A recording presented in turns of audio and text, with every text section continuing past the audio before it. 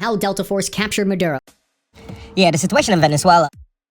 from a heavily fortified base inside Venezuela and examined the massive 150 aircraft air campaign overhead. Nicolas Maduro having to go to court here in the United States in New York. It's a long walk to face the wrath of American justice for... Most people would say, who gives the right? I mean, why would one president go to another country and remove another president and bring them to justice? And then we'll look at who's actually in control of the country now. The first thing you need to know is the American raid really started 4 months ago. Walk to face the wrath of American justice for Nicolas Maduro and his wife, Cilia.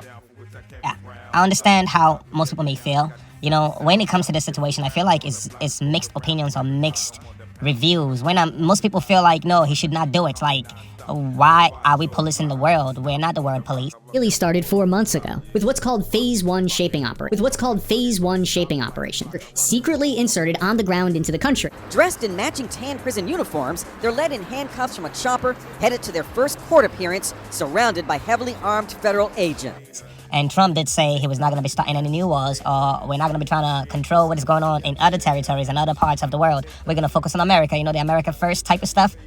It was an all-hands-on-deck operation, getting the captured first couple of Venezuela from a detention center in Brooklyn. They created intelligence packets that tracked Venezuelan President Maduro's movements down to the hour.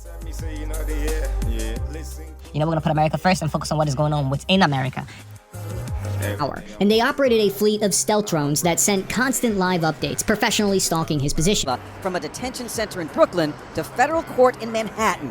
The early morning odyssey began with the Maduros loaded into an armored truck, then transferred to an SUV.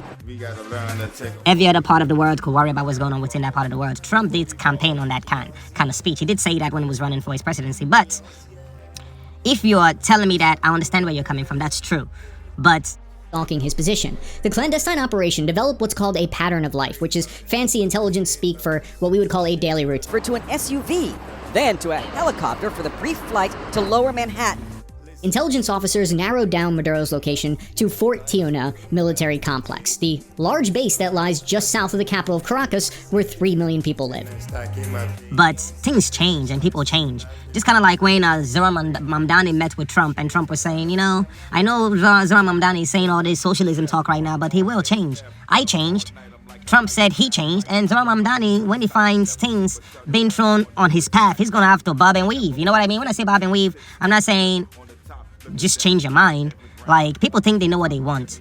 Map posted by top Trump aide Stephen Miller's wife Katie shows Greenland covered in a U.S. flag with the caption, "Soon." We need Greenland. On Saturday, January 3rd, 2026,